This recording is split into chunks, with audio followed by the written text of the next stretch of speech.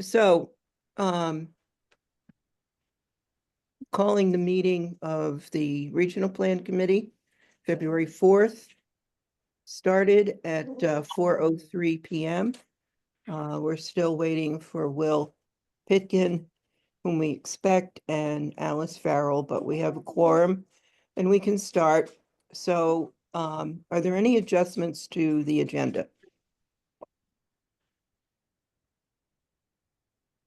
Okay, hearing none.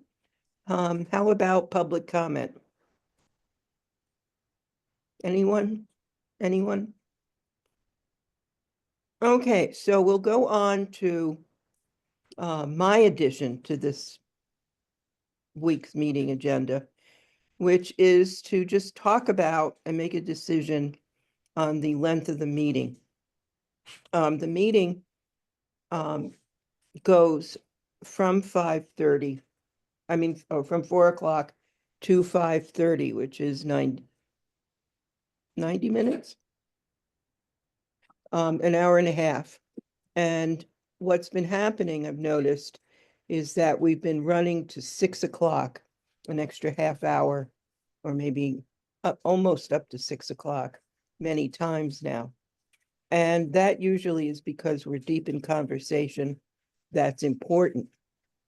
I've tried to keep the meeting to the 5:30 hour, but it's starting to seem to me, and I spoke to our Vice Chair Doug about this, that it looks like, given our time frame and what we're doing, the meeting might want to be more 4 to 6 meeting.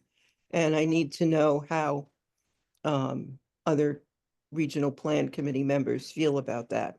Now, it's not that I would make everybody stay till 6 o'clock with nothing going on. We can adjourn when our discussion is over. But I need to know how people feel about running over to the 6 o'clock time. John? I'd like for us to shoot for an hour and a half. And with the proviso, if we need to go the extra half hour, then we do, and that shouldn't be frowned on. That's just how we operate, but that our goal should be an hour and a half. I'm thinking about staff too. They're trapped in the office and they got to get home to eat. Here I am sitting home. I can just walk to the kitchen. So I'm thinking about that. And plus, we got lives after the meeting, like dogs that have been bugging me here all day. So. Mike, do you have an opinion?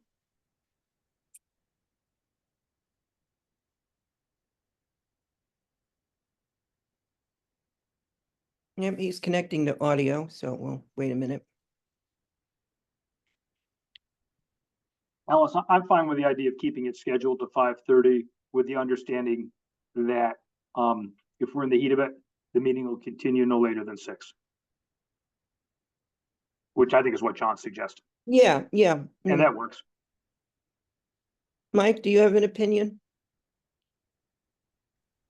Sorry, I just finished fighting my computer to get my audio to turn on, Okay. so I missed most of what was being discussed. My concern that the meetings have been spilling over to the 6 o'clock hour. And it's really been my judgment that when you have a discussion, it's my judgment when you have a discussion that it would be not good to interrupt that discussion, but to let it go on. But I do try to keep the meeting to 5:30. And I'm just wondering what you would prefer, Mike. Yeah, that's fine. I mean, it's important for us to get through everything we have to get through. I mean, I would rather have things run a little bit longer and conclude what has to get concluded, rather than, we have deadlines, rather than, have us take till September to get done what we wanted to get done by June. So I'd rather just work through what we have to work through and try to stick to 5:30 if we can. But okay. I think what I would do then, oh, wonderful. The CVRPC office just lost power. So we lost Brian and Christian and Will. So it's us All you, Sam. and Sam. Good move, Sam. Don't work in the office today. Try not to So, get everyone sick. yeah, so why don't I plan on doing this? Keeping the meeting to an hour and a half, as was done. And then what we'll do is I've got Will. And if things look like they need to go longer, I will alert the committee members. And then we'll know that it's going to go a little longer, that particular meeting. Does that work? Okay, shaking your head, yes, John? Okay. Okey dokey. Okay, so the next one is let's get all these minutes approved. That was kind of why I said, whoa, next meeting, because we were like past 6 o'clock, the last meeting. So if we look at the minutes of October 24th, I December would make 20, a motion to approve all three. okay, I've got one comment. In the Mhm. January minutes, on the second page, the summation about cordwood, I think there's a sentence which doesn't make sense as a result of a typo, and I think it should probably be corrected. on which minutes? It's the January minutes, page 2. The first paragraph, this alternative approach would replace low efficiency wood burning stoves with high efficiency cord wood burning stoves. And then the next phrase I think needs to be clarified. In addition to continuing to work, add electric heat pumps. I think we talked about high Yes, efficiency units complementing heat pumps. And I'd like to see that language changed. Okay. I think that's a typo. Sam, do you agree with that from what we talked about? Other than that, I have no comment on the 3 sets of meetings in minutes. Yeah, it's clearly a typo. I don't think Okay, it's administrative. Not a big deal. okay, I just wanted to make 2 comments in general on the minutes. And this does not have to be added to the minutes, but we did have a discussion on hydroelectric generation and talked about the feasibility of adding small hydro generation for electricity, if at all possible. And then I went to 2 webinars where river scientists and river advocates do not want any new dams at all, ever. So I just would say that. I could go either way on it. I don't think anything has to be changed, but I thought I'd mention that. It might just affect permitting or I don't know. Well, we do get large scale hydro from Hydro Quebec. Right, And of course, that would be the subject of the Trump 10% tax if he invokes it in 30 Right. days, 28 days or whatever. So that's also hydro, whether we, like, for instance, Green Mountain Power utilizes that. I don't believe WEC utilizes any of that. In Vermont, that's considered large scale hydro is considered renewable. All the other New England states consider it not renewable. And there's a Okay. kind of a sordid story about how that happened. Because it used to not be considered renewable here. So I mean, we might want to clarify what scale of renewable energy we're looking to up.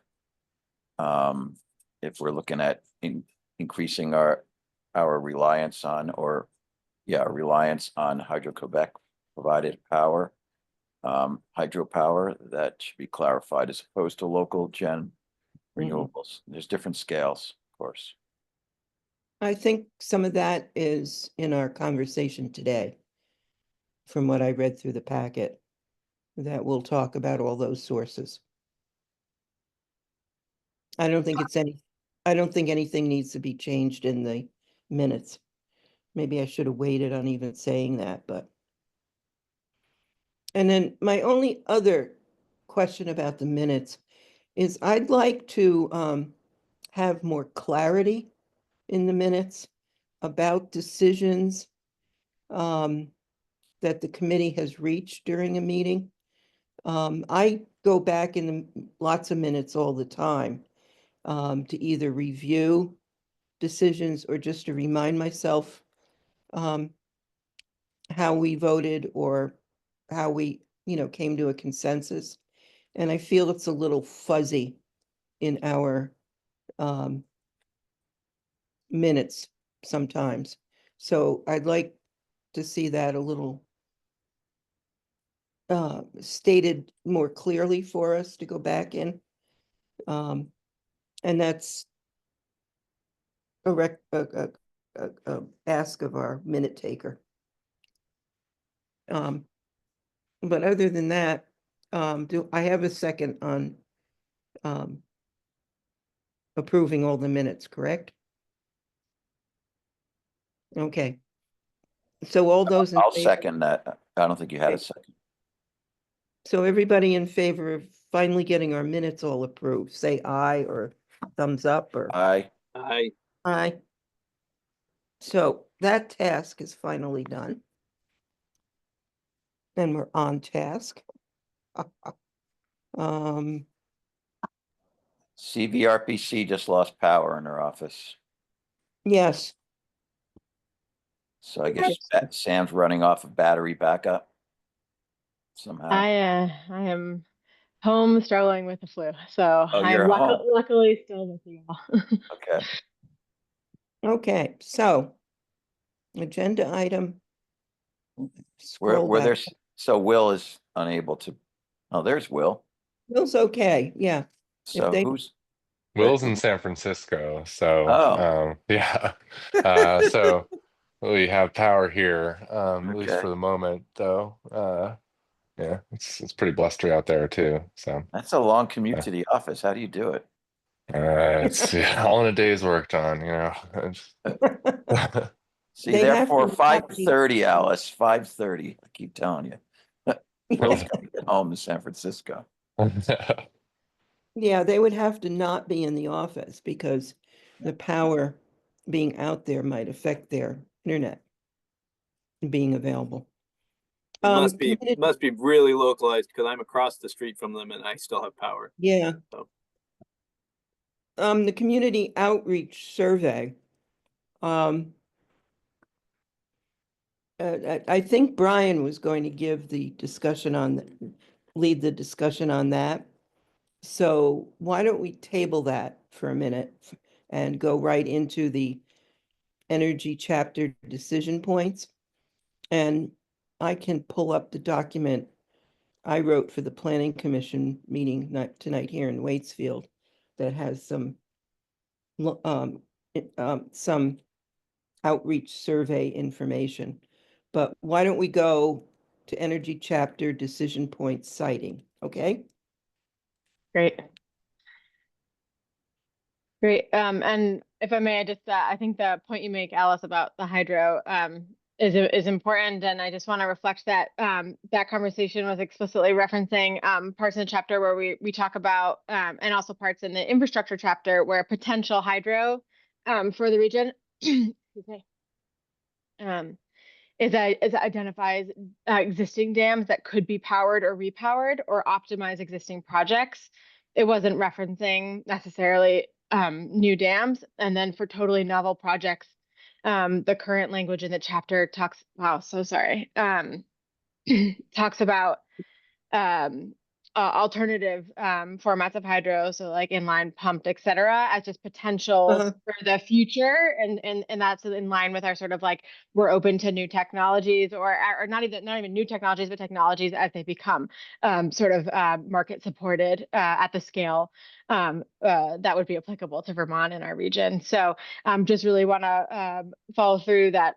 Really, our conversation last week, at least from my perspective, if we're thinking about the language that was couching that discussion, as it existed in the previous plan and is carried over into the new plan, is consistent with some of the at least the discussions that I heard in some of those recent meetings, where one of the things that we point out is that coordination between concerns around ecosystem impacts, recreation, but really for our region, that flood mitigation and energy powering and energy generation, right? So for our existing projects, and then also thinking about the new things. So I'm really happy to have that, make sure we keep that reflected in the chapter before we go on. Go ahead, John, and then I realize I've taken us already on a tangent. No, so we no, can then you brought up a point that I just want to start the conversation with, by having us keep in mind, as Sam said, new technologies are coming to the fore and are rapidly developing. Existing technologies are becoming more and more efficient. I think I brought up at the last meeting, I think I did, that MIT engineers have developed a new, literally thinner than a hair solar panel technology. They would actually laser print it or something. I don't know how this is done onto fabric, and any kind of surface. So that, and I think Elon Musk had been talking about something sort of similar. He had solar shingles, and they talked about at some point technology will get to the point where I mean, the hope is it'll be so ubiquitous and inexpensive that we'll side our houses with solar panels. These very light, very thin solar technologies, and so houses will be increasingly self-sufficient in terms of generating their own power. And the reason I bring that up is and it was brought up, I think at our last meeting, maybe Alice did, about new wind turbine designs. There are these new turbines, and they've been around a while, but there are companies now investing in them, and they're called, some people call them tulip turbines. They're vertical turbines. And the problem, the noise issue with conventional turbines is when the blade, three-bladed turbine, spins, when that blade is under tension from the wind, and then it swoops by the tower, the post it sits on, the nacelle is mounted on, it causes a deflection of the blade, and then it snaps back, and that's what causes that sound pressure wave and the very annoying noise to people who live nearby. So the vertical turbines don't have that ailment, and I guess they have other efficiencies. And so a problem, and we'll get into it, Sam brings up that the cost of putting solar on domestic solar, installing that on roofs of homes and stuff. There's a weight, and we brought up this last time, there's a weight issue, there's scaling issue, there's cost issues, and a lot of that I think will be mitigated or eliminated totally when these new technologies get to the point where they're readily available at fair costs, or whatever you call it, cost competitive rates. So I just want to bring that up, and and we're talking about, and then Sam lastly brought up, and I'm just summarizing, Sam, smack me if I go too far. So then we're looking at grid tied technologies, and if these technologies continue to improve at the rate they are, and to the degree they seem to be, households will be increasingly less dependent on the grid, except for maybe using the grid as a backup. So just thoughts that I've been ruminating on, and so I really would like our plan to at least acknowledge that, and so we don't put all our eggs in today's modern technology that 10 years from now will be throwaway technology. That's all. Thanks, John. I appreciate that. And Will, if you could definitely make sure in the notes that we just make a note for me to make sure that I've included so the technologies we're looking for to supporting as they come into the market under each technology type, and I'll now it's recorded, so now I'll know to do it. That would be really helpful. And point well taken, and I think we can encourage that. And also your point around ensuring that we're supporting off-grid solutions, I think is also really important, especially given the size of our state and the fact that we want to work with utilities and we want to work within their constraints, but also we need to have a role as an advocate for our communities in places, especially around local resilience, which might not be grid-tied solutions. And there's a relationship between there with what the utilities want to do and what communities might be needing to do. And so we can really keep that on ahead of mind. But I want to make sure that we keep focused today on a few key things. So I'm going to give you a brief overview of what I hope to talk about today, and then hopefully introduce the first part of discussion, and then I'll try to stand back and really foster a conversation between you all. So I want to, number one is to talk about the distribution of our target, of our incremental renewable energy target. Oh, sorry, did someone want to say something? No, that was me. Oh, I was sorry. going to say, let's move into that, Sam. Great, perfect. So we talked a lot about this last week, and I want to give you a brief update on just considering a few other alternatives. I want to highlight that after that, we'll review an analysis step that recommended from staff around mapping, which is sort of at the end of the memo, which can inform then the bulk of our, well, maybe it won't be the bulk, but what I had anticipated as being the bulk of our meeting, which is reviewing our RPC constraints, which kind of sit in the middle of the memo. So that's just overarching kind of how this memo is envisioned and working. But to dive right into our distribution of the incremental renewable energy target across technology types, really long-winded way of saying the amount of new additional renewable energy generation to meet our share of the 25% goal for the state. And we talked about how that target has been updated last time, and we talked a little bit about the distribution of that target across technology types, and that's getting us to the table at the top of the second page of the memo, where we talked about the defaults that were sort of baked into the tool that we got from the state, and how I had updated them to reflect conversations with this committee, with the board, and then also with communities. And we had talked about providing alternatives that sort of looked at what it would look like to shift some of the rooftop to ground mount, and then also potentially to shift, instead of from rooftop to ground mount, shift from wind to ground mount.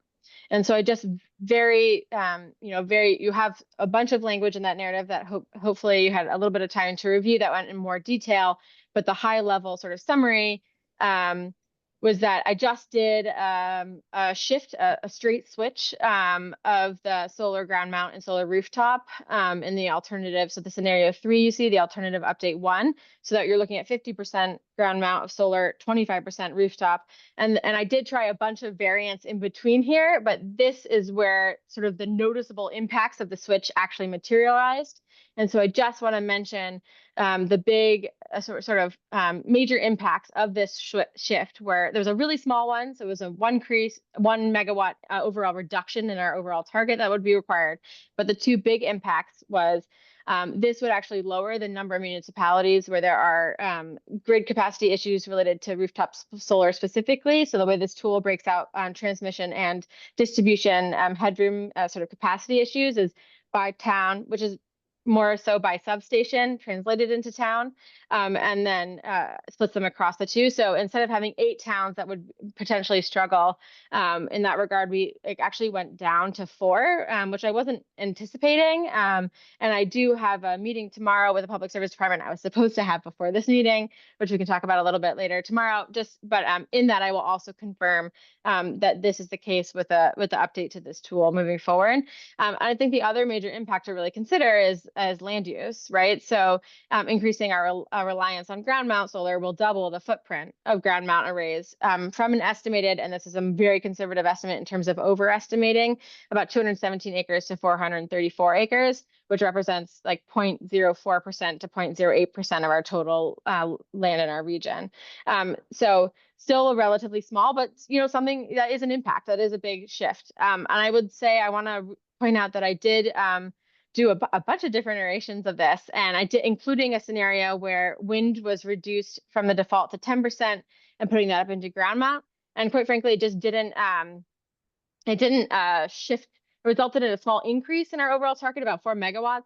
It didn't make a difference in terms of our towns being constrained or not. So in terms of what that means for you all, is if you want to go that route, it didn't relieve any constraints like the alternative that I propose on the table here does, but it also didn't make them significantly worse. I gave some description and discussion as a recommendation from staff of why we left that around 20%, but that is absolutely up for discussion here. And I want to, before we move in, and Alice, I definitely see you, to conversation, I really want to sort of ground us in the fact that this is just the default that I'm that we're using, and that I will go to communities with as I produce their drafts, and that then they have the opportunity to customize for themselves. And my hope is that we set this default, and then go and have those conversations with towns, look at their, what they have, what their preferences are, what their resources really are on the ground, and then ask them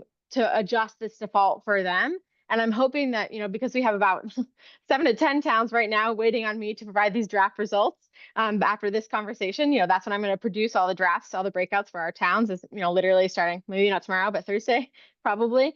And that having those conversations with our towns, I can then come back to this, to this group and to the board, and for the regional plan, when we talk about future land use, and say, hey, by the way, this is getting feedback from the towns from the ground up. This is what it would look like. This is what it would do, either presenting more constraints or less constraints, or easing things, or here was sort of where all of our communities individually fell. Where should our regional approach really stand? And so I just want to point out that this is definitely envisioned as sort of that intermediate point for where our defaults are, but it's not sort of a you'll have definitely more additional say as we move forward. So I hope that helps ground this conversation. And I'm not saying it's not important, but I want to say that there is definitely opportunity, and I'm imagining it hopefully as being iterative, as a conversation between our towns and the region going back and forth. So I'll stop there. I think, really obviously want to hear thoughts on the distribution, and the point that I hope we get to is, do you want to go with scenario 2, scenario 3, or an alternative scenario? No, thanks. Okay, I'm going to call on myself first. Sam, I just want to go back here and make sure I'm understanding. Okay, so I'm looking at the beginning of the memo, and it says the incremental renewable energy target is how much additional renewable energy generation is needed to meet our regional share of 25% of the energy, blah, blah, blah. So my question is, has that number gone up? Oh, the regional share of 25%, does that reflect an increase in that regional share, or is it the same and we just haven't met it yet? So that is like in statute as one of our goals. It's 25 by, that's one of the sort of the statewide goals. And I will say that technically that is consistent from the previous plan in terms of the language, but I was able, and I took that out here, but I was able to actually third our target, because the math that had been done previously had set that at 50%. So this resulting target is significantly lower than the one you've previously had in your plans, just because there was a mismatch between whomever did that, put that in, which I think was one of the other RPCs, and the actual narrative of the plan. And I think hopefully you'll see that as one of the benefits of having a specific climate and energy planner in the region, who's customizing this for us. So 25% is not a new target. Not a new, right. Nope. And there are some, you could use 20%, because that's what the renewable energy standard portfolio is requiring from utilities. But we also still have this in statute, this 25%. So it made sense to leave that in place as our plan. But yeah, certainly we discussed that last time, and why I was really wanted to flag that the major reduction in the target wasn't because we don't support renewable energy generation, but this is the right sizing for what we're actually saying we're doing in the plan, in line with the goals and the statutes that we need to make. So, no, and I understand that we never looked at a distribution to make the 25% or whatever share a municipality would have to get to that number for the region. I remember us talking about this when we first did our energy plan for our town plan. We're not we're not really married, are we, to, um, to like say we have to use all of these renewable energy technologies. I mean, I remember in Waitsfield, we said, gee, we make this just from, we must make this number just from all the heat pumps that have been installed. Well, So, so yeah, heat pumps are different. They don't generate energy. Those are avoiding. Yeah. So efficiency measures are like heat pumps and those sorts of things could be avoided additional generation that we need in the future. So those are things that can definitely lower our target. And that's why we definitely, and this is something that, I hope you all agreed that we were all on the same page within our last conversation, that we want to emphasize mechanisms like those efficiency plus the community scale mechanisms, things like thermal energy networks, et cetera, that and storage and demand response and these sorts of things. We want to definitely encourage these as things that could potentially reduce this target moving forward. But yeah, so this is in addition to what's already existing. So I put all of the existing already into this tool. So this is on top of that. And we are required to consider every type of technology, but we are not required to distribute across of every type of technology. And that's why you'll see in the memo that I spoke explicitly to natural gas and to biomass about why we set those at 0. And those are consistent with our previous plans, and it's consistent, the state set them at 0 for our region too. So I think no surprise there, if I'm being quite frank. So yeah, so the goal today is really to focus on that. Obviously want to make sure everyone's on the same page, but really focus on which scenario we want to adopt or an alternative, knowing that we're not bound and knowing we're going to have this iterative conversation with towns. And then we may come back and say, hey, we're not going to be able to make this based on what our towns want. Where is that room for conversation? How do we shift this? And also where do we need to encourage a different look? So, and then as we'll get to, hopefully after this conversation, I have proposed the next steps of analyses that we could do as a region to help support our towns having this conversation.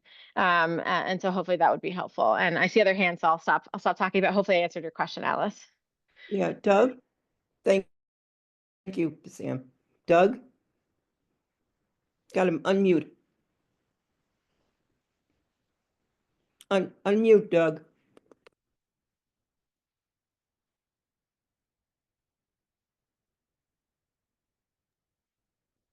How about that?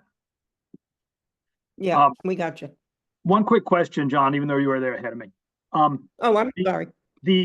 Oh, Go, Doug. The renewable energy generation target, that's an increment above what baseline? And are all three of those numbers increments above that same standard baseline? Today's values? That's above existing, and that's how much we'd need to produce. But like they're nested. So I really focus on the 2050 goal. So it's not 2025 plus 20, it's not, they're not plus, it's so the 2025, 26, the 26,025 is a portion of what is referenced in 2035. Thank exactly. You. Yep. Thank you. Yep. John? That was part of my line of questioning. Thanks for that, Doug and Sam. In terms of constraints known and possible, when we look at industrial scale wind, my guess is that we did, in terms of our listed possible and known constraints, we don't look at setbacks from residences and possible impacts to that, Sam. That's something that's dealt with by the sound rule, but correct. It's looked at by the sound rule, and I totally see the connection here. But if we wanna sort of table this discussion and talk about the constraints and then come back, but I totally. I'm just trying to understand. That's all. No, absolutely. Okay. And I think so there are definitely the mapping analyses help us understand if we have the potential possible acres of just a resource potential, right? And it is not saying we're definitely going to put stuff here. It is just saying, do we literally have the acres available of this resource to meet these goals? Yes or no? That's one of the many things that I do as part of these analyses. Now, and then we constrain that. Do I say yes or no in terms of the acreage? Those are taking into, that's come from the mapping analyses where I take into account our constraints, the state's constraints. And I'm trying to now, I would like to move on and integrate our local constraints as well. But this is an important thing because it is technical requirements for just, the bare minimum of what's technically required for that to be an okay spot in terms of the generation perspective.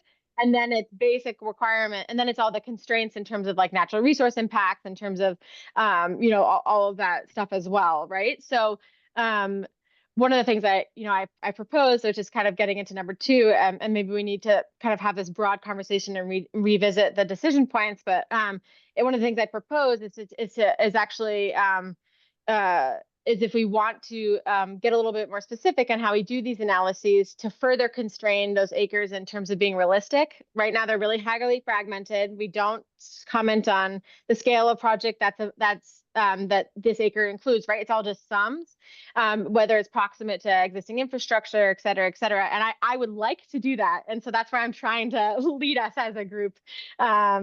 For sure. And but I do think, if we have some brief feelings first on preferences for scenario 2 or scenario 3, that would just be useful to know, and then we can move on to those discussions, I think. And just one more clarifying question, Sam, then I'll get off this. So when you're trying to balance, technology, and then you looked at factoring cost into it, in terms of the distribution across technologies. Did you contemplate gridding this stuff into the future, like if towns or portions of towns start to microgrid? I know GMP, it's probably 8 years ago, did a microgrid practice thing over in, I guess, Addison County or something. Question. Yeah, so right now microgrids aren't part of this, and this is something that that's one other reason why in the narrative I've definitely said like this is something that might be useful and probably should be considered. And in discussions with the Public Service Department who create these tools, it's something that we have brought up as well. And I can continue to do that, but no, I think mostly because well, first of all, I think we only have one real larger scale project, which was highly contested because the generation required for that microgrid is extremely large in terms of acreage. I think it's most of the acres that we would need that we're looking at distributing across our region. But which isn't to say that microgrids, how we conceive of them, aren't relevant. But I will just point to that project, and I will say that I have used GMP's analyses on the best places to look at microgrids in the past, and continue to advocate for them, that we'd like to be part of that conversation if they're picking new programs, in terms of just giving our towns the opportunity to participate. But it's still going for sure. And I think that's one of the other things I'm trying to get towards, is that would require a much bigger space. And so one of the things I'm trying to say is do we want to consider having constraints for a certain threshold of project and above? And let's do that analysis first. But I don't know if I answered your question totally, but mostly the costs in the analysis right now are around transmission and distribution grid investments. And that's the key piece that I'm looking for from the Public Service Department to confirm that my reading of the long range transmission plan update is valid, because they have not updated the tool yet. And it will look different for us with the update. So yeah. Thanks, Mike. Mike? Yeah, sorry if I missed this. I had to take a quick call if somebody had asked this, but the one concern I had with the targets, and I understand we have to do the targets because that's what's kind of written into the rules. But I don't know if these will be used as hammers against future projects, because I think about what John talked about technology changing, and it changes so rapidly. And to put ourselves into a position where, let's say we adopt scenario 3 and we've got a 25% rooftop goal, and we hit that in 5 years because of a technology change, and then suddenly we have people coming out in opposition to future rooftop solar projects because, well, we have already reached our target.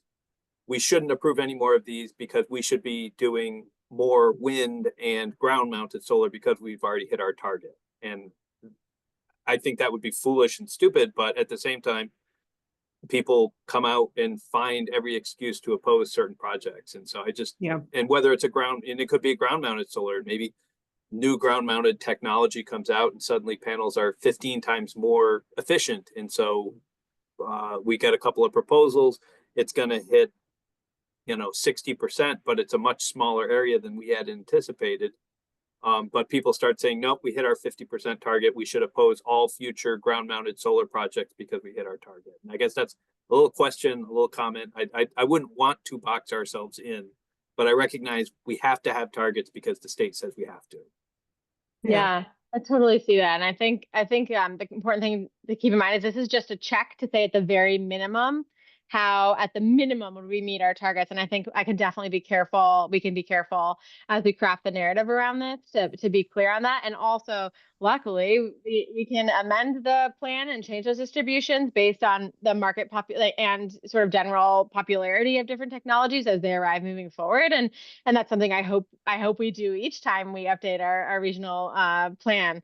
So again, exactly. Yeah. I mean, yes, we're trying to plan for a lot longer than the next few years, but for all intents and purposes, we're going to be reassessing this again in a short number of years, really. So, exactly. So I really appreciate that.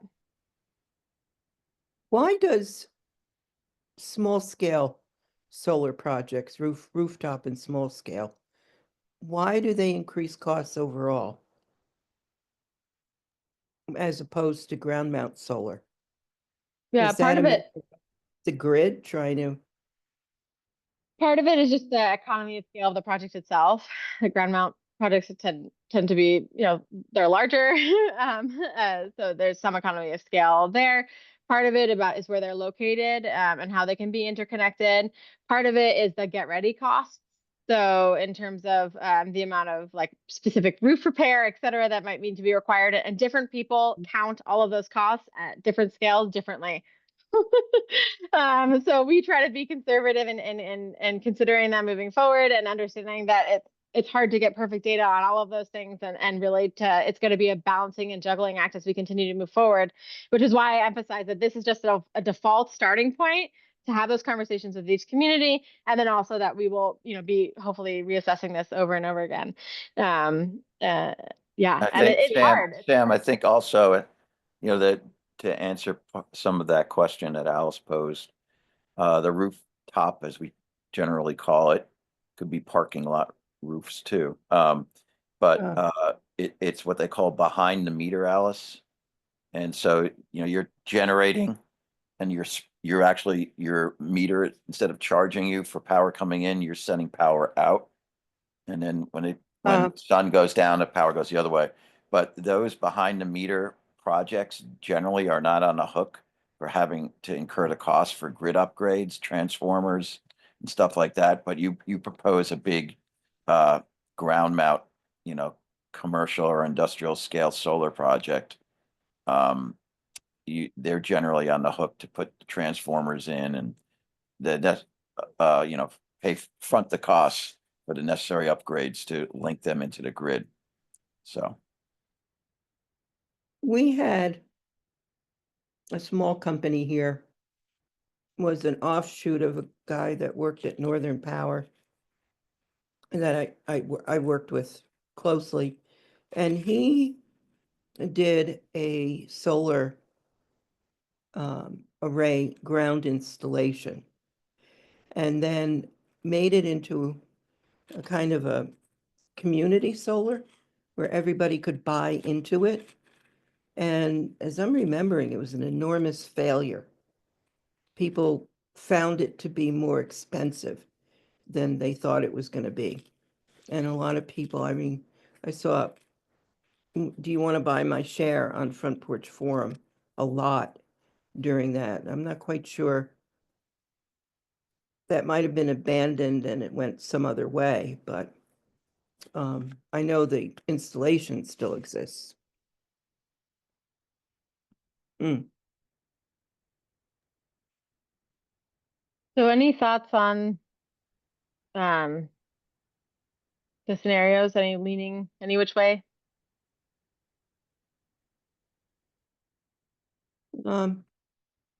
That's tough. Yeah, I have a first reaction, which is that I like scenario 3. And my rationale is largely based on the smaller footprint than I'd expected for ground mount solar to satisfy this requirement. And the fact that ground mount solar is more compatible with an imperfect grid than the behind the meter solutions. So the complexity of getting renewable energy online as the grid is being upgraded, which is going to be a slow process, to me works better with ground mount. And 400 acres with careful siting doesn't have to be that impactful, my opinion.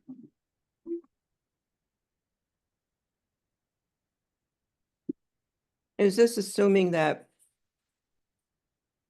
ground mounted solar is going to wind up mostly in ag res districts? Scenario 3? I think the assumptions around the location are carry over across all the scenarios, and we can definitely get into that next and look at some of those maps. And I also propose, you know, given I don't want to get too far ahead of myself, but given I really always try to be as transparent as what I can see with what's coming down the line from our utilities and from our state agencies. And there is an emphasis on projects that are above 500 kilowatts. And, you know, so I've emphasized an analysis that would help us identify exactly where those places within our basin prime solar would be. I propose that as something, you know, you encourage us to pursue so that we can take a finer look at where exactly those would be. And I can answer that question with much more data versus like, well, they really could be. I mean, again, because the amount of acres that they could be in right now is way bigger than the amount that they're required to be in. So part of this is shall we take a more clear role around where we prefer these to go so we can answer those questions. And that's, again, really what I'm trying to lead us to.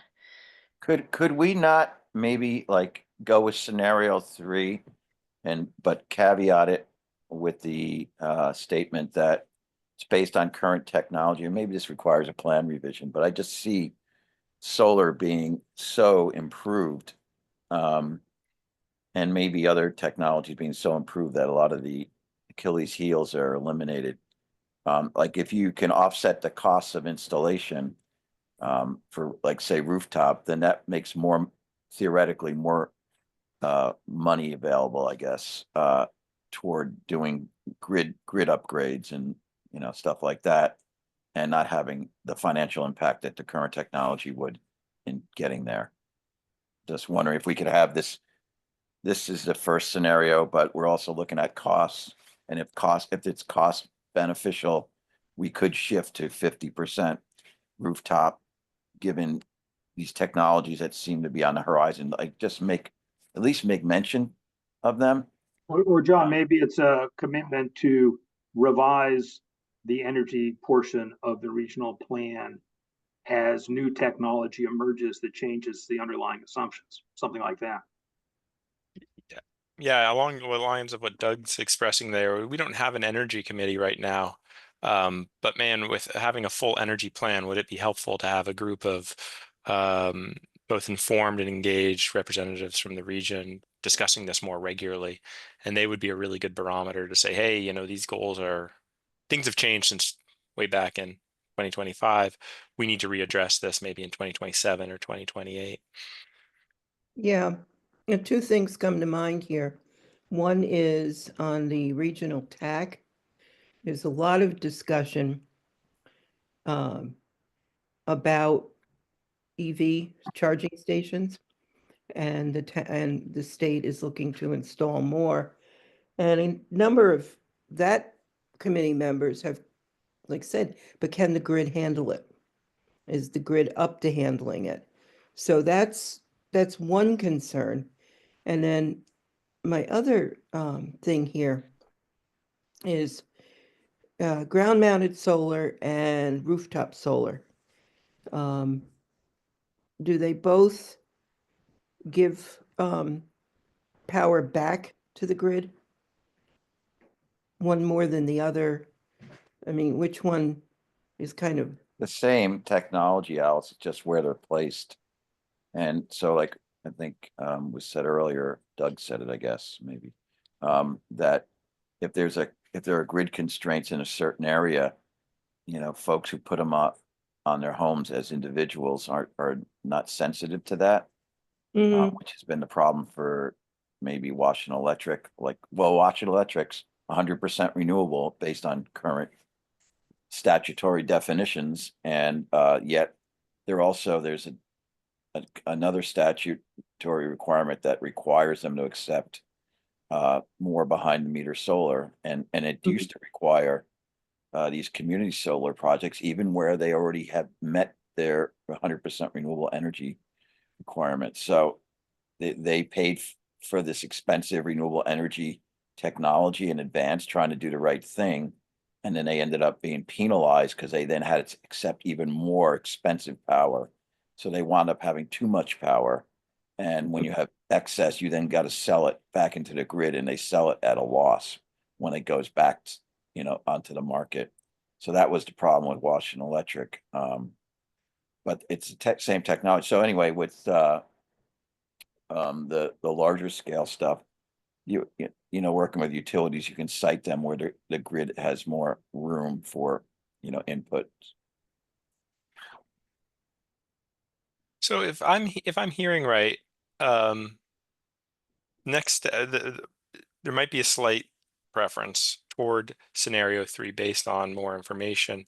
But if Sam were to take scenario 3, and as this conversation progresses into siting, run it through the filter or something like the filter she's suggesting at the end of this memo, and come back and show where those locations that would be impacted by this, and provide that information to this committee, we could probably make a decision and say, yeah, we endorse this mix.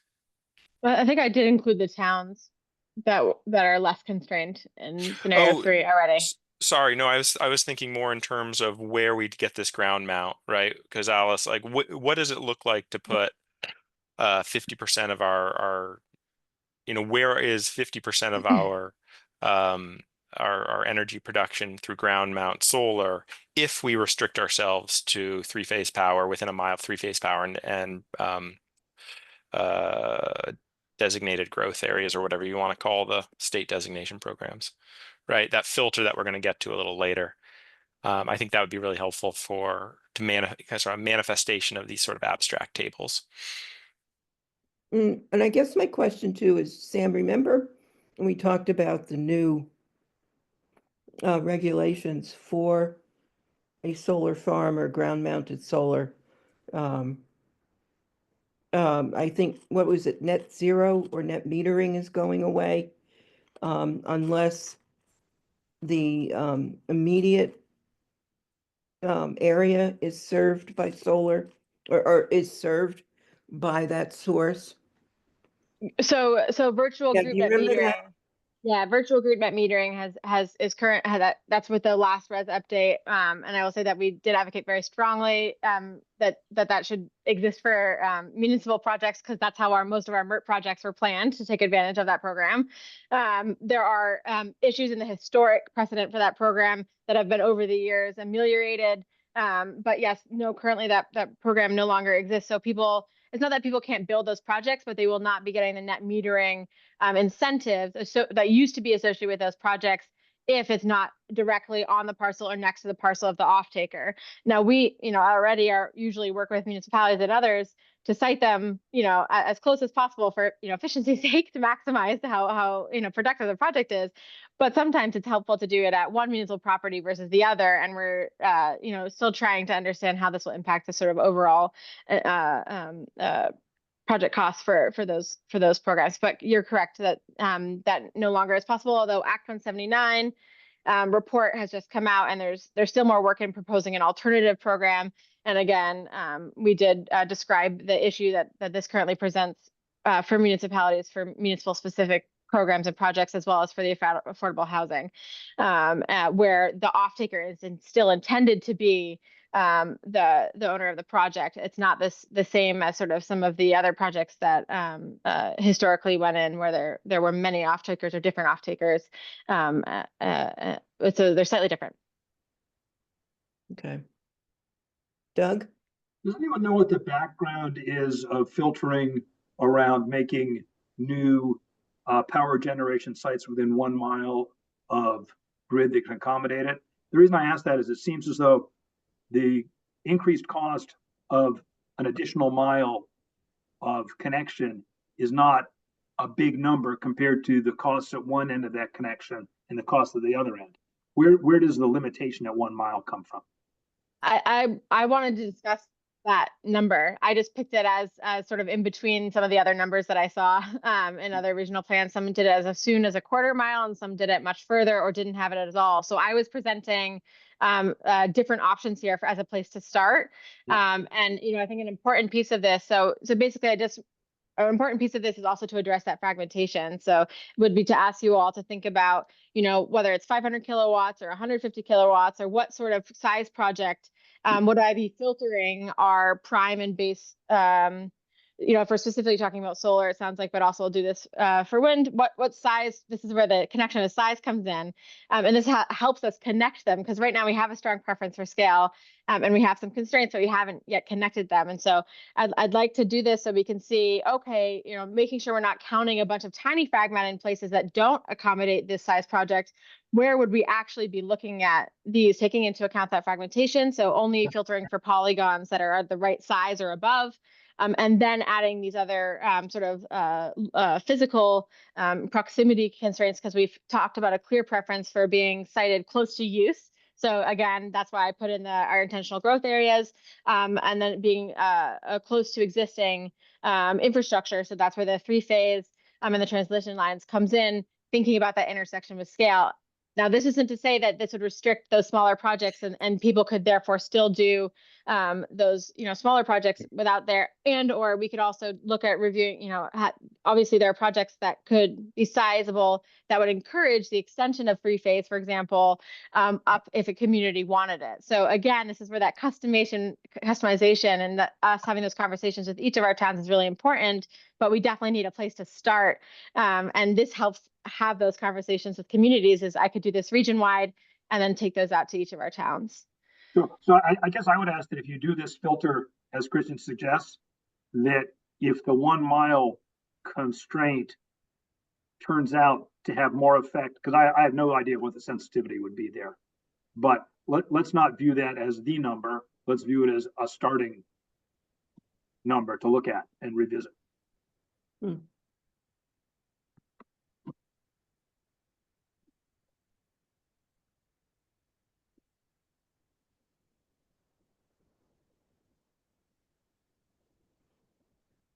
Okay, where do we go next on this, Sam? Great. So, I mean, that was awesome. Going into that analysis, I think, is excellent. And so I'd really love to review our constraints now together. So going to the tables in the memo that are those green tables, and talk about reviewing our RPC constraints, and then we have a few decision points there. I included the tables as a summary, so everyone knows sort of what are our state known and possible constraints as well. And then we have our 4 regional constraints that used to be possible constraints and were included in our mapping as known constraints. So that's one point I want to clarify, is how do we want to include our RPC constraints in our mapping exercise? Because if they're included in our mapping exercise in our prime solar layers and our base solar layers, then they are known constraints, not possible constraints. And then I've also added, there is a possibility to instead have them as unsuitable. So it's a totally different, this is like a no-go sort of area, which might address some of the concerns we've talked about along. But before we get into that discussion, our constraints are elevations above 2,500 feet, And I added it excluding rooftop and associated with existing development. I think if we're talking about scale, we could probably get rid of the excluded rooftop because that's, pretty straightforward, unless we have a very large building, that's fine. Slopes greater than 25%. Again, excludes rooftop and associated with existing development unless it presents new concerns for landslides. So that those additional addendums are things that concern for landslides, for full transparency, I added. So I definitely want to be transparent about that. Municipal owned lands, and then 25 feet lakeshore protection buffers.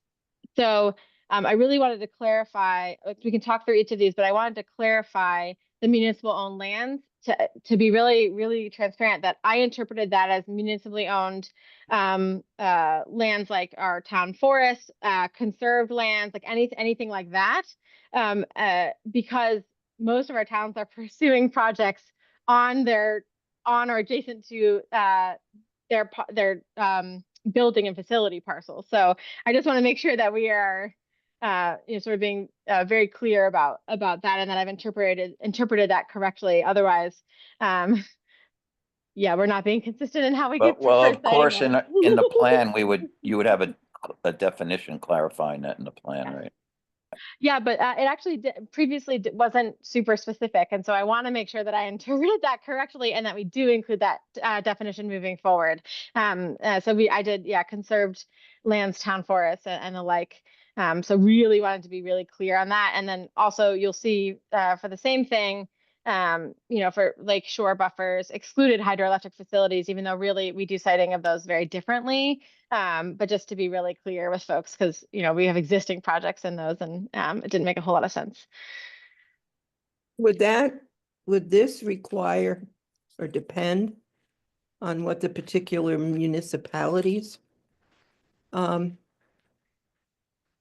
recommend for their town forests? Like, we have in our different tiers of our forests, we have really a nothing. This is critical forest, leave it alone. And then we have an area that is a tier 1, that's kind of like, or I don't know which way it goes, but yeah, you could put things here. Like, we're not too worried about this particular town forest area or forest area. But we have another one where, yes, we're allowing development, but suggesting promoting particular ways of doing that development so that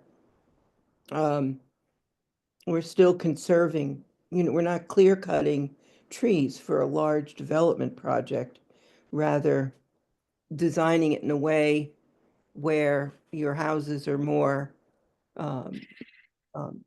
compactly sited and you're taking down less forest area. And we have a definite statement in our town plan, I'd have to go back and look at it, that we are disallowing clear cutting for solar farms. That, there are areas of development where we'll allow rooftop solar, but not cutting for ground solar. So right now I'd have to look for Waitsfield specific case. I definitely don't know all of the explicit polygons off the top of my head, but we made a combined layer of all the municipally owned town forests and conserved areas, et cetera. And then the intention with this is that moving forward, we then can get much more specific at integrating our local, all of our local things like that into the plan. For sure. And then also being able to assess them as they come up and as we review town plans and the regional plan, going both ways, right? So having that more of a conversation, because right now, for example, that planning atlas, I always say, is a great place to just look something up real quick. And then the intention here is that, once we have more formal maps, we've had this back and forth, is that ours will be available online, but also content, we've made it very clear to the Public Service Department and VCGI, at UVM, that we'd like our layers to be integrated into that planning tool, right? So not that they'll necessarily do it, but they should want to. But it'll be a longer term project to make sure we're collecting all of that local information and that there's corresponding layers, data layers, that we can incorporate. And I imagine in some cases we might have to create those. So a little bit longer than a quick click process, but that's the intention. And shall we get in a discussion here about wind sighting? That's the next technology looked at in your memo after solar. Well, I just wanted, before we wrap up and get off of the municipal, that was the one I had flagged in my review. Okay, I wasn't sure if we needed it as a possible constraint. I mean, I could just think for the city here, we've got the stump dump, we've got Country Club Road, we've got the town garage, we have there's just a number of parcels that we could use as areas that could potentially have solar or other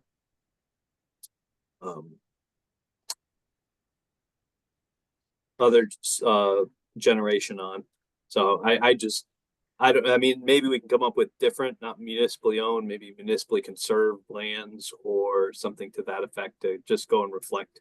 If you're going to run an analysis where, we'll take Hubbard Park out, but we're going to consider some of the other parcels that aren't conserved.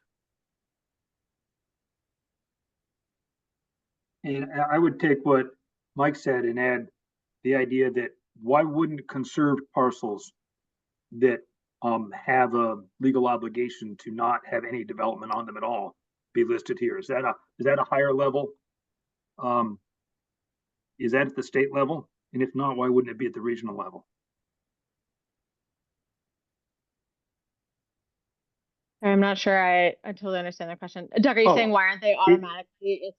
Yeah, why aren't they? Why isn't a binding conservation agreement like with the Vermont Land Trust or something a constraint that precludes siting on that property? Yeah, I think it's intended in the fact that they say and any sites identified in the regional and local plan. And what I'm trying to do is shore up that passage of information up between the plans to make sure it gets included in our maps and then to make sure it gets included there. Because I just right, yeah, there are a lot of private conservation agreements that wouldn't show up in the municipal plan. yeah. Yeah, And and to answer Doug's question, it is above in the state constraints already. Oh, I missed it. Yeah, protected lands, state fee lands, and private conservation lands are already constraints. And so these are additional constraints we're applying at the regional level. Yeah. Thanks, Mike. I missed that. So I'm hearing a general approval that this be honed in to define municipal conserved lands, or in some way taking into account the local town priorities and not just blanketly excluding municipal lands because they're public.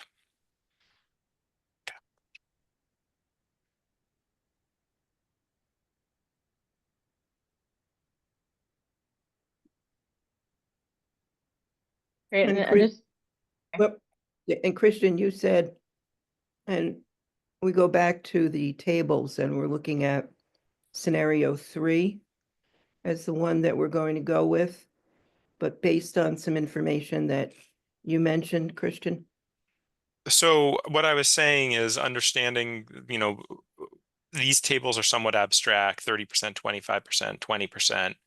It's hard to understand the land use impacts of that, especially given some of the points that, as we work our way through the siting discussion, rise to the surface, like considering the idea of a priority buffer around three-phase power lines and preferential development areas or preferential growth areas, such as state designations. And that's where Doug pointed out, okay, well, you have 1 mile and as a constant holding placeholder there, but let's make sure that's a starting spot. And as we actually understand how much area is available within that buffer, we should maybe consider that 1 mile mark, and maybe it's 0.75, maybe it's 1.25. That's what I was talking about when I said the filter.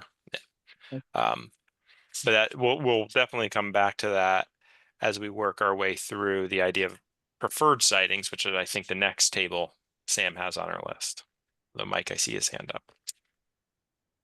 Mike? Yeah, I think that was it seemed like we were going to the preferred areas, and that was where my next question was. Which goes to the additional regional preferences for proximity to the density centers, including the designated downtowns, village centers, and the like. And I'm struggling to try to see how we can make a good balance on this, because one of my concerns is I wouldn't want to see us, we have limited sewer service areas. We don't want to promote sprawl.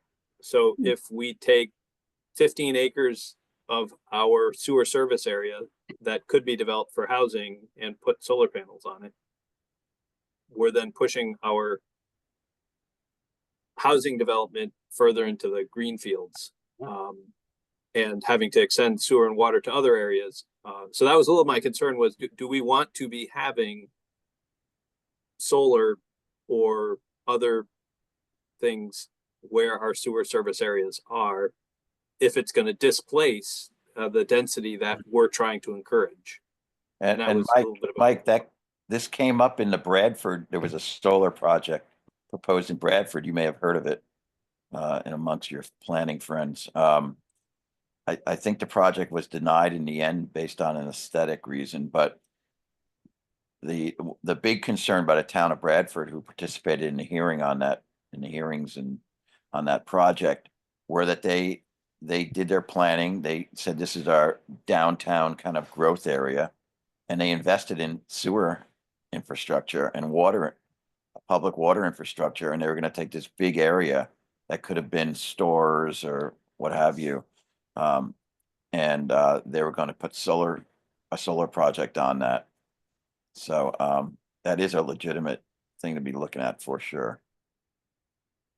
Can I ask, do you think if, well, maybe I'm getting too complicated, but maybe this is where we add that, because in the narrative of the memo and in the chapter, we talk about really wanting to overlap those footprints, right, wherever possible in our intentional growth areas. So that instead might look like, that's where we really focus our rooftop, and maybe a small accompanying ground mount. If it's, for example, there's some Evernorth projects that were able to offset almost all of the residents, electric use, so they don't have utility bills at all. And they were able to do some with rooftop, but because they had to heat pump hot water heaters, that was limited. So they did a small, one right next to the development. But it's, I wonder if we remove it, and or if we add some specificity about where we're prioritizing each of these technology types. Right, and just that, these solar project or what have you should not displace development that was planned for, where an infrastructure is already built towards something like that, a broad statement.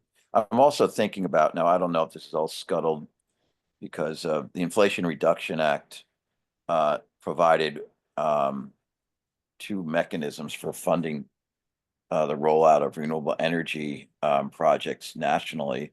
One was privately owned. They would get that, the traditional tax write-offs, monkeying around the edges of that, not to get into details, but they also had grant monies that would be for projects that were municipally owned. And, rather than all the dollars, we keep hearing about all the dollars going out of state with oil and out of the country with oil. It's all true, but we don't hear much talk about all the dollars going out of our state that could be, recirculated in our economy here from these renewable energy projects. Massive millions and millions, tens of millions of dollars leaving our economy and going to Wall Street. Thus the frenzy to build these things, not necessarily for the most altruistic reasons. So if we could, in the finer print, give priority to municipally owned, to the extent that's even feasible, because it may be scuttled now, but under Trump, but municipally owned projects, I think if there's one site in town, and if it were to be either privately run and owned or municipally owned, where the dollars remain in the community, and the community, by the way, receives a benefit from the sale of the electricity, That should be a highest priority, my opinion. Do you think that's adequately reflected in the preference for school, libraries, municipal buildings, facilities, and critical community spaces? I mean, again, we're talking about location versus ownership. So maybe Yeah, that's where, no. Well, what I'm suggesting we have another set of considerations and that being ownership. We shouldn't shoehorn it under this, but we might want to. And just because no one's doing it doesn't mean we can't. Right. So just quickly, I want to touch on the water, wastewater. So we're going to have in the narrative an explanation that we do not want to see energy generation compete with housing, but we're not going to go as far as necessarily adding a possible constraint where water, wastewater exists. I don't know if Yeah. it's competing with housing. I think it's competing where the community, the municipalities made the investment. And then you put all that money into it in anticipation of this being your commercial downtown. And then somebody comes in with deep pockets from out of state and they buy the property. And then you don't get your commercial district. And then you wind up with the sprawl you were trying to avoid through all your municipal planning. That is exactly what happened in Bradford. They were so worried and so upset about this. And, for better or worse, that solar project that was proposed could have been put anywhere outside that business district, but they wanted that because the property owner could get top dollar selling to a solar guy rather than, guy wanted to build another store. I'll Okay. point out that Berlin had this actually. Berlin has this in their town plan as a consideration of this, right? Where as a project review committee, we did actually approve a project that was in their wastewater district because of the proximity to the airport is one of the reasons, right? Because it's like, so that these are overlapping. But I think we definitely are having these nuanced conversations at project review and otherwise. So absolutely heard.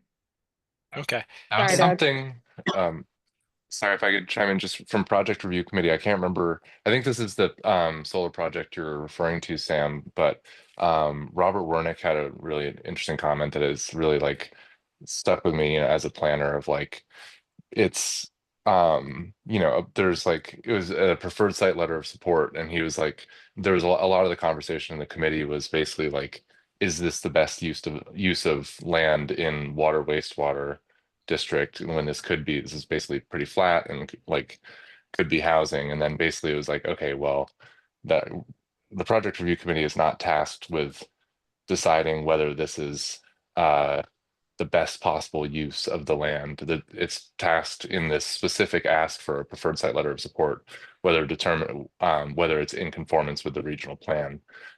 So as the regional plan committee, maybe this is an opportunity. It seems like this is what folks are getting at, of maybe having a little more ability to kind of optimize land use by kind of going farther upstream in the process of saying like, if there were a clause about trying to focus housing in water and wastewater and not putting other things in water and wastewater, then maybe that the project review committee the next time around would have a little more ability to to direct solar to, say, a mile down the road. That's Or- exactly Wow. right. And that's that directive language we keep bringing up time and again. And, we need to make those things clear. Yeah, it's Yeah, great. so for sure is where we need to consider all these things, and this is where it all come back in the future land use chapter, right? Is pulling all these pieces together and talking about how these footprints and priorities look side by side. For sure. I will point out that in this case, the Berlin Planning Commission was also supportive of the project. So I just want to be clear on that. But Doug, you've had your hand up forever. Oh, Yeah.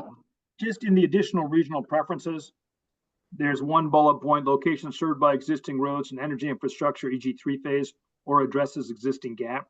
Is that a project that would fill in a gap in the energy infrastructure? That's the meaning there. Yeah, it's basically to make sure that we didn't exclude small towns. I've heard some concerns working, with towns like Worcester and also Woodbury and other towns that They don't have a lot of existing infrastructure. So if they want to attract or want to be able to meet their targets or the like, that they need the ability to also perhaps think about how they can leverage offering preferred locations if they should want to at the town level, to leverage utilities to actually put that infrastructure in if they should so want. So that was what the intent was there. Thank you. In the region, kind of thinking about what Doug just said, in the full region, if we have these very small towns, that it would be burdensome for them to be trying to contribute to make these regional targets, because they're small and because perhaps, there's not anywhere they would want to develop and put in renewable energy, wind or solar or something else. Can the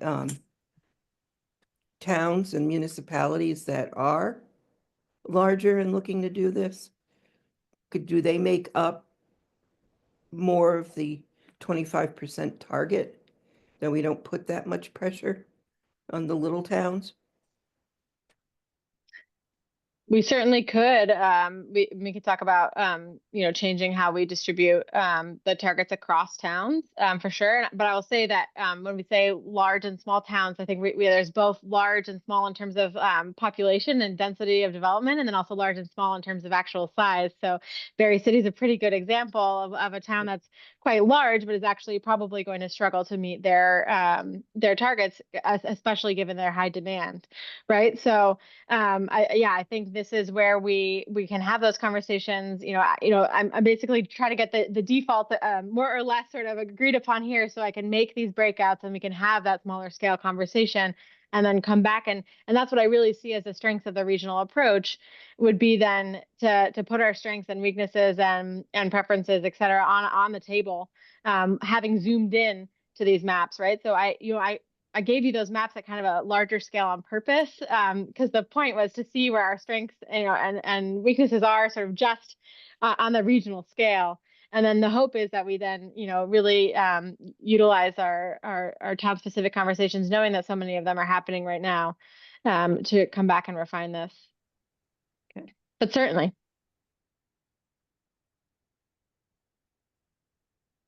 All right, we're getting near the 5:30 mark. Sam, this is up to you. How close are we to finishing all of these discussion points on the memo? Or is same question to the committee members? Are there other things about this memo that you'd want to discuss? We did not discuss wind in particular. We're just talking about siting in general. Yeah, one point I just wanted to call out. I don't know, maybe you did hit it at one point with the spectrum of from unsuitable to preferred locations. That can then be nuanced based on not only type of electricity, but also scale. So we might have preferred, you might deem larger scale to be more appropriate in certain places, but undesirable in other places, right? So it's a two axes we can really move across in that, on that spectrum.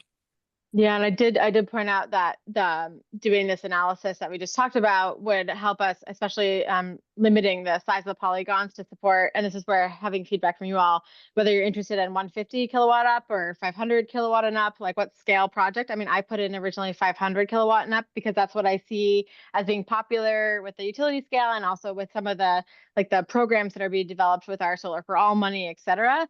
But if you wanted to adjust that, we could. But this would lead us towards the analysis of having that, or would give us the analysis to have that more focused conversation of where would we prefer to have the scale and up project, which would also allow us to then say, not so much in the other areas with a lot more data support and analysis behind us. So that is really the driving force of this as well. Is let's be reasonable and show that we're reasonable, because we are in our approach to this. But let's actually go forward and do that.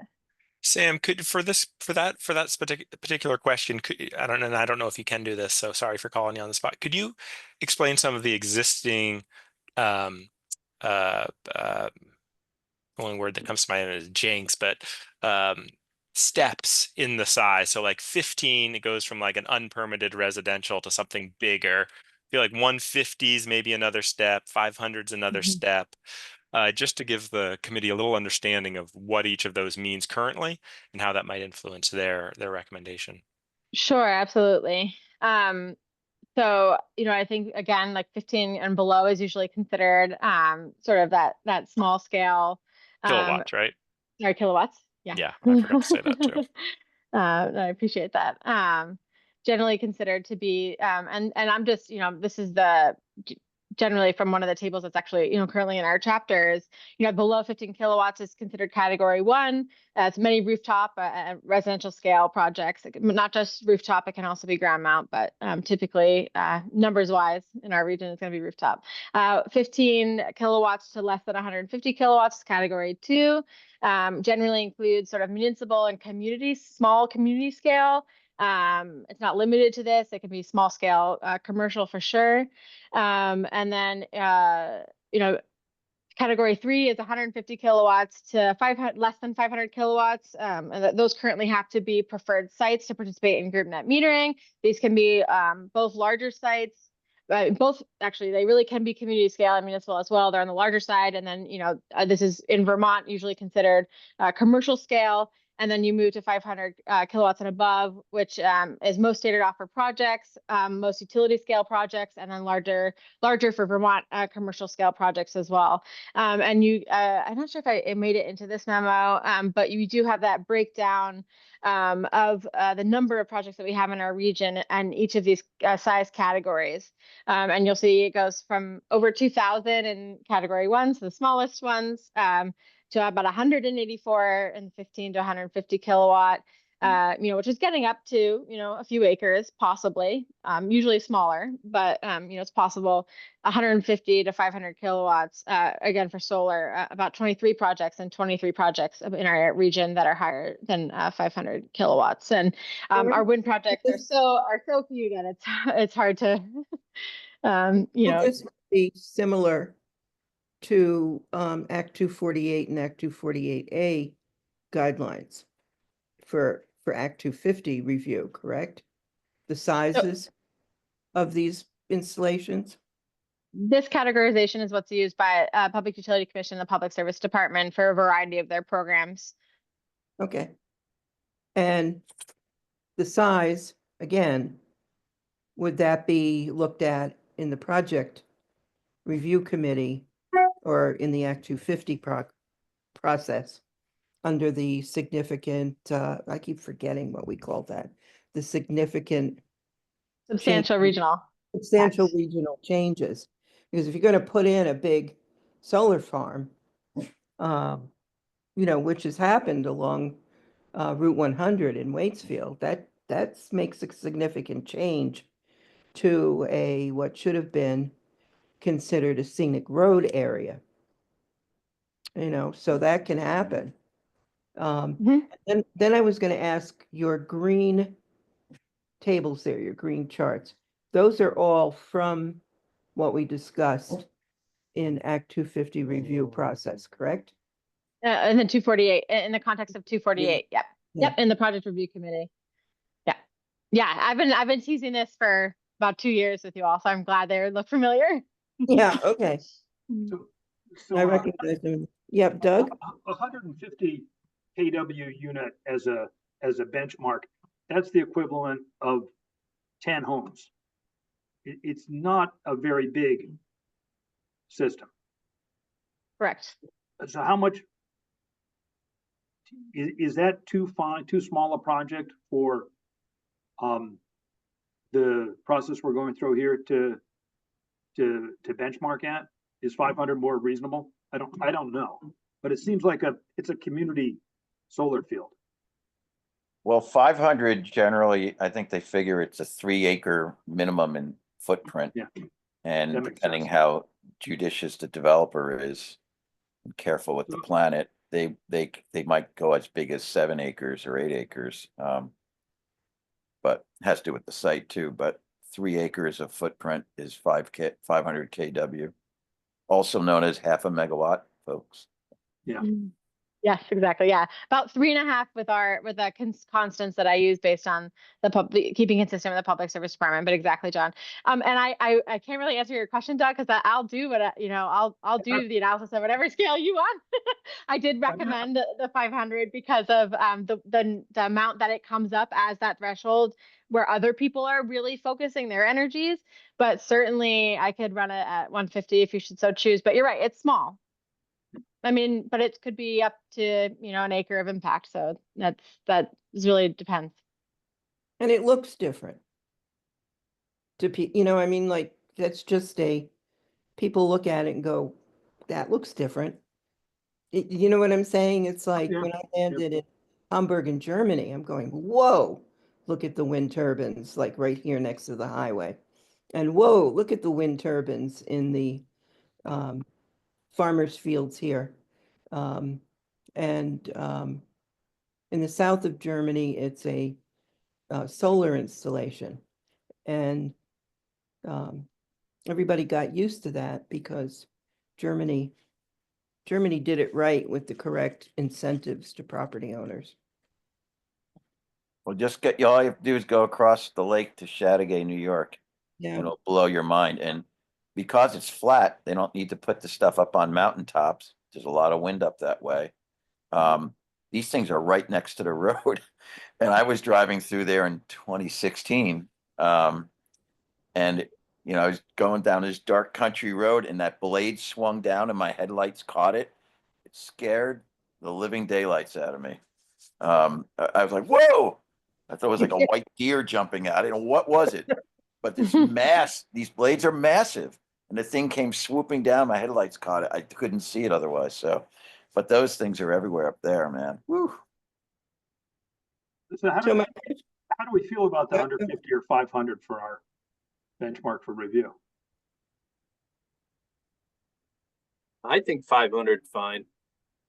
I'm not an energy expert, but I've heard that number before as a number.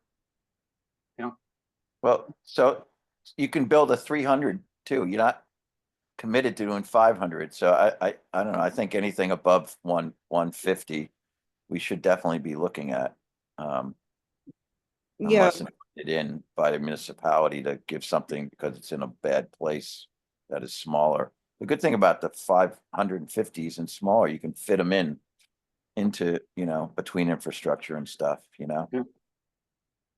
and I know a couple of installations that are in now with the installer owning the land and with room to increase in the future. So that can happen too. Well, that's the other little scam, Alice. There are incentives to be 500 kW and under, financial incentives, and although they've decreased somewhat. And so what they'll do is they'll build a 500 kW, one LLC, and then they'll split the farm field in half and say, oh, that's owned by a different company. And if you look at the company paperwork, it's all the same people. Not supposed to be allowed. Not supposed to be allowed. They've really. Well, they've permitted them. They've permitted them. I got a list of them. Yeah. And so they've been scrutinizing those more now. There's a battle going on in Bennington over one down there. It's just massive.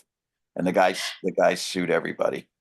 Yeah, I really like that our substantial regional impact has a specific clause on phasing. It speaks exactly to this. I don't know if we saw this when we reviewed our staff comments, but my comment was great right there because it explicitly gets this. But I do want to be clear that when I do this analysis, this is moving towards us identifying, then looking at the areas that are identified to then perhaps select preferred siting locations for these larger projects to then disincentivize them going elsewhere. So this isn't quite the same thing as us reviewing we can still review projects through 248 We don't have to necessarily keep those at the same. I did recommend 500 for both. And I believe already for the Siesta Regional Impact, we changed that to 150.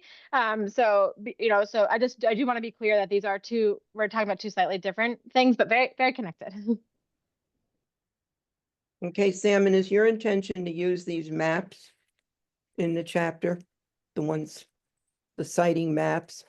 Not that are- these are just extremely rough drafts so that you could say, wow, our wind is really like along the northeastern side of our region. Wow, look at like prime solar is really fragmented, and wow, East Montpelier has a ton versus, and to have those sorts of impressions. But no, this does reflect a draft in the process of making those maps. Definitely. And then I'll also be breaking them out for each individual municipality and having the conversations with them. And they have the opportunity when we have that town plan and enhanced energy plan conversation. They also have the opportunity to identify preferred and unsuitable locations as well. Towns do have those abilities, and I'd love to think that we're going to be iteratively referencing those and integrating those as we go on, and also assessing for compliance with them too. So these maps are just the super, super rough draft to give folks something to grasp onto, and we're having these conversations in the context of this meeting specifically. But yeah, and as you can see, these polygons are what I'm talking about. These little colored areas are what I'm talking about in terms of being pretty highly fragmented. And so I'd filter all the smaller ones out for this specific analysis. I think my dog agrees. Okay, so my next question is, do we need any more time in a meeting to discuss anything else, like energy chapter? I just like clarification. Sam, you mentioned phasing. That's in somewhere else in the plan drafting process, or is it in here? What we're looking Oh, at? sorry, no, the phasing I referenced was in our definition of substantial regional impact that we just reviewed at the project review committee meeting. Yeah. Okay. Yeah, Sorry. Yeah. Which will be part of the regional plan. That's where we have to include that. Mhm. Yes. And I've definitely been harping on that because of this chapter and this update, is that having that update as part of this and making sure they're consistent. And then, I think I proposed to Christian that the results of this, we could present as one of the future meetings where we are talking about future land use, so we can look at everything side by side. Okay. So then my question is there anything else the committee feels they want to talk about the energy chapter? Or Sam, do you have anything else? Or can it move on to getting into the first draft that we would then get to review? Is that where we're at now? Like we Yeah, move on to here, drafting. Well, more or less. Go Ooh. ahead, Will. Well, I was gonna say, as to the comment earlier about clearly including all decisions in the meeting minutes, as the minute taker, I would really strongly request that we, when we meet, did we 150 500 kilowatts, for example, did we reach a decision? That's a good point. My understanding was that we probably need to understand the impacts of one versus the other. So it's probably going to require, when discussing this topic again during the future land use conversation, with maybe some additional mapping. I heard a little bit of Right. lack of clarity from the committee, not understanding the impact of one versus the other. I think scale in general has been an issue, right? As well, like, wind turbine scale. Sam talks about the different scaling of that. So that's all stuff we need to come back to and in specific, right? We're going to put the shall language in here at some point. Yep. Yeah, I heard two clear preferences for 500, one clear preference for 150, which leads me to say maybe I start with 500 and then we see if we want to do the 150, or if I have time, if there's a few months or a few weeks at least, I can do both, and we can revisit it then. What do you mean do both? I'm confused. Maybe I've lost a trend here. I can just show you the mapping that removes everything that can support 500 kilowatts that couldn't support 500 kilowatts. We can look at those maps. And then if I have enough time, we can also look at the ones, Okay. that Yeah, remove alright. everything below 150, because, we definitely want to, because the whole point we didn't to say, okay, we have these preferred locations and, for these projects that are of a certain size and above. It doesn't mean that the rest of the constraints still don't apply to all size projects. But we're starting to get more specific, especially for those larger projects to address this scale question, right? Yeah, so I'm really trying to say, like, okay, for these largest ones that we're concerned about, let's like narrow down and actually look at where these are feasible, more specifically. And then if we can say, okay, we prefer them in these areas and we can still meet our targets, we can then, do that, follow up with the complementary. Therefore, the rest of the areas are unsuitable for this, right? Yeah, so really trying to address the scale question with this. Okay, cool. Great. And we didn't, I assume from John's comment as well, we didn't get a chance to talk about the scale as it relates to wind. Is that accurate? I know we missed a bunch because a bunch of fuses We blew in the did office. not, we didn't get into any specifics on wind. Okay, so No, so we're to be probably clear, this analysis is for both solar and wind. So yeah, we just talk about solar okay. mostly because it's the predominant amount. Like I'll do this for both layers. That's why the maps are here, for both.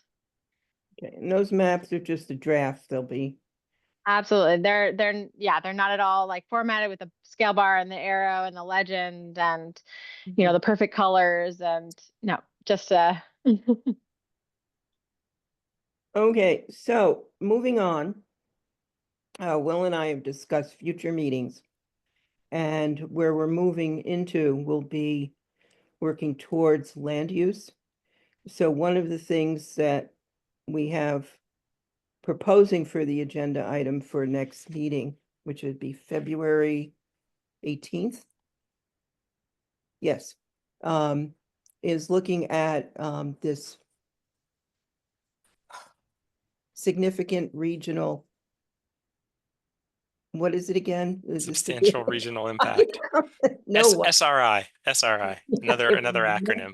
Block on this, but we need to discuss that. It was discussed in the project review committee, and regional plan does need to also discuss it because the regional plan would have a role in agreeing or editing that plan document, whatever, SRI.